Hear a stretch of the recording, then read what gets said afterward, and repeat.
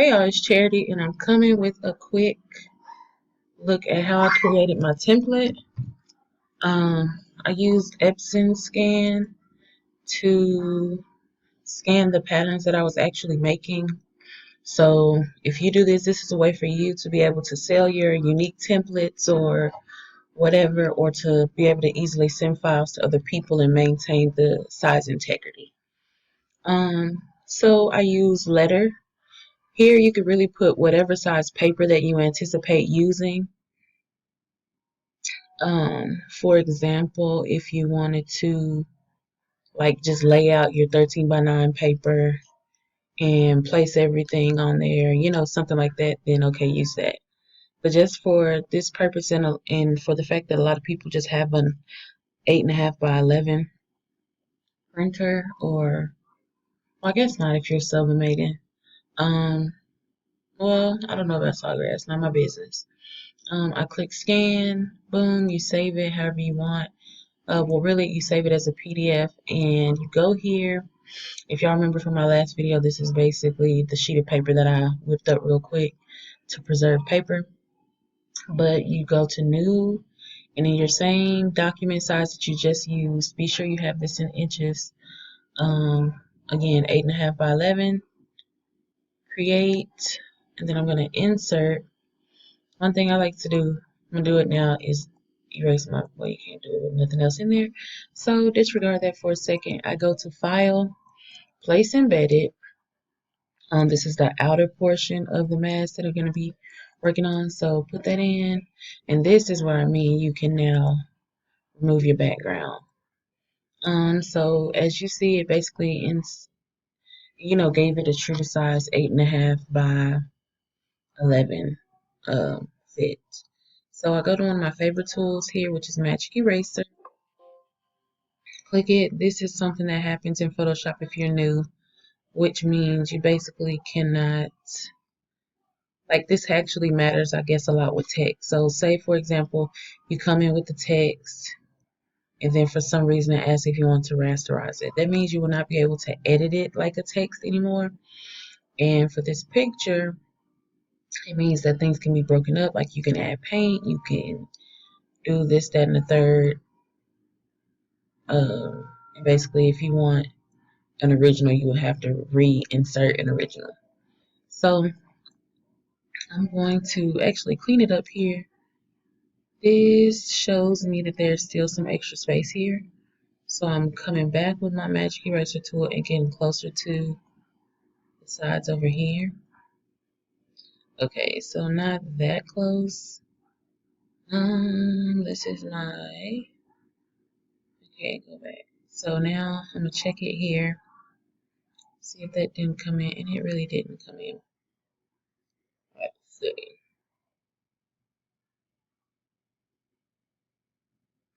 Just doing some random clicking close to the edges to Hana. Okay, yeah. See, now this gets it as close to size as possible. It's saying 7.18, 7.17, so pretty close. Just to be safe, and I want to go ahead and do that now. I'm gonna make this 7.5. I'm gonna do 7.5. So make everything just a little bit bigger. So I think my templates that I was using previously, which you'll see on this next page, is not really a template. Okay, wait a minute. I have too many of these open.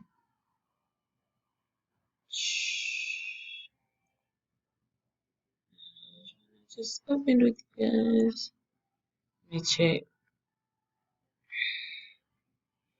Okay, this is the one I don't need. This is the one. This is how close you know. Okay, so this is the one. I think that's tapered. And you can again tell that by free transforming it is. I made it my new dimension 7.5 just to give me a little extra space. Not that I really need it because it is very accurate so far. And you can also check that by measuring your template with the tape measure. So now, using this little regular navigator tool, kind of drag it over into this other page. And I want this text stuff that I've been working with to be present on any version of it. And you'll see what I mean by that in a second. Because actually, where is anything gonna say, hey, I'm selected? Okay, it is selected. So I'm going to click link those layers. I'll link them.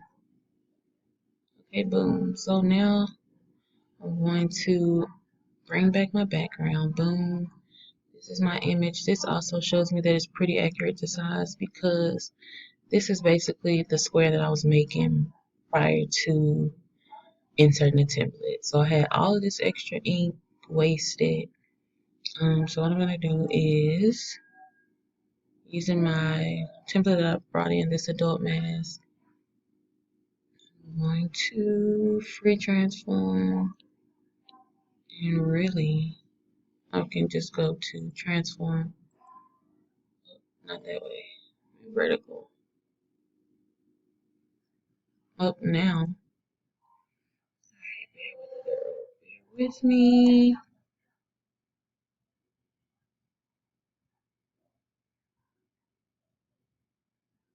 Okay, now we're rolling. So this is basically being placed in the exact space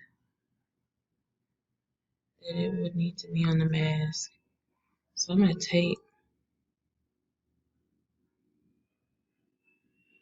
the name so I can easily identify it. Mask, mask, mask. Okay, I'm gonna bring this down.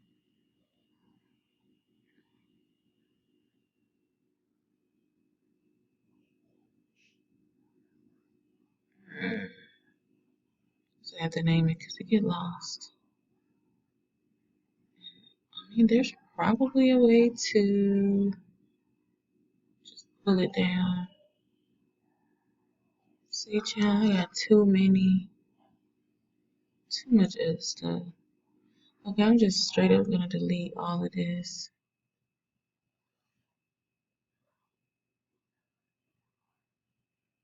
But I'm just gonna group it as something. I don't know. And it still barely works. Okay, whatever. So I'm basically still looking for this bottom layer. Yeah. Trying to bring mask all the way down. Looks like it's actually the lowest layer. So that may help. Mask, mask, mask. Down to the bottom. The bottom. And so then I can do create clipping. Nothing happened. It's beautiful. Let's see. What's going on? What's going on? Or at least clipping mask. Okay, I think I might have my order wrong. Boom. Aha. Okay, there it is. You see how you do that? You don't get defeated. So this is my mask.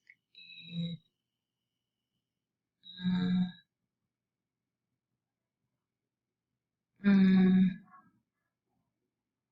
I don't want to put it. It's been like right up in here. I don't want to disrespect the 4 and 8.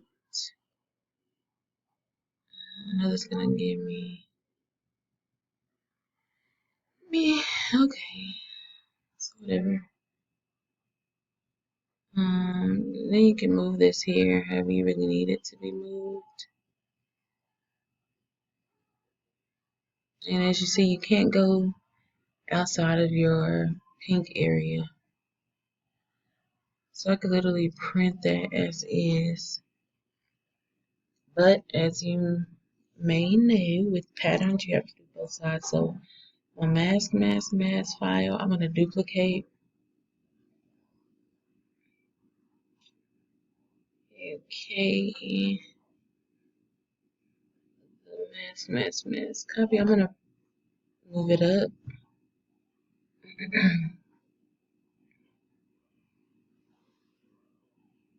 Okay, then I'm gonna go back and create clip and mask here. Actually need to duplicate this too. Duplicate this whole situation. Okay, let's do easy stuff. Yeah, I think it's just duplicating the whole situation. Duplicate layers, blah blah blah. Straight up, move it up. Move it up. Move it up. Okay. So what needs to happen? Layer 1 copy. So if I can find the mask, copy 3 probably. That would be, oh, maybe copy 2. Yes, copy 2. So then with that file, you need to flip it like that because that's how it will actually go. You can see this one that we moved. You can actually delete it.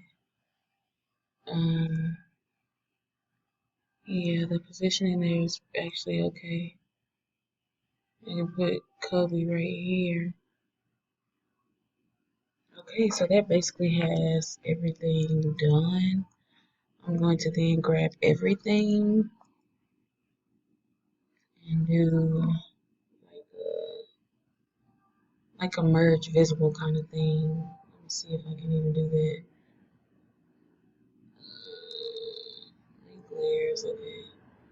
This done. This allows me to do the same for this. Link layers. One here. And now I can rotate this. Let's see.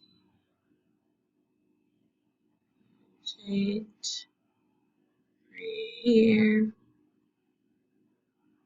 And then let's see, it'll probably be room for like a different size, like a smaller size mask here. But that still allows me to have, really, if this wasn't, let's see what we can actually just do. Deleting all of this. I'm gonna probably leave the bottom one so I can remember the measurements. So this is duplicate. I'm gonna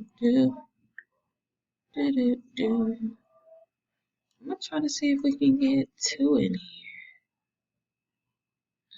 Let's see, edit.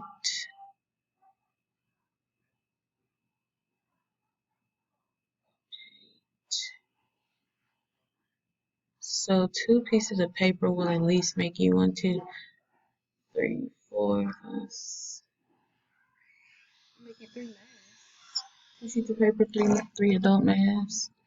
Because I'll basically do the same thing for the other side. Maybe even, I don't know if you can. I'm just talking here. Let's see. Yeah, so it's probably just gonna be about 3 comfortably. So I hope that works. I'm gonna actually do this now. I have another one that's Bane, so I'll be doing that one too. Let me make sure these are 2 separate sides. One going this way. So guys, it's important to just remember that oh man, delete everything. Oh, okay. Undelete some stuff, but basically from there I would print and ta-da. So if you're gonna double up on this, remember you need to flip the third one that's like by itself. So these 2 came as a set, and then it's gonna be 1 extra from the other side. So don't double up and have 2 from one side. Hopefully that makes sense. But thanks for watching, guys. Until next time.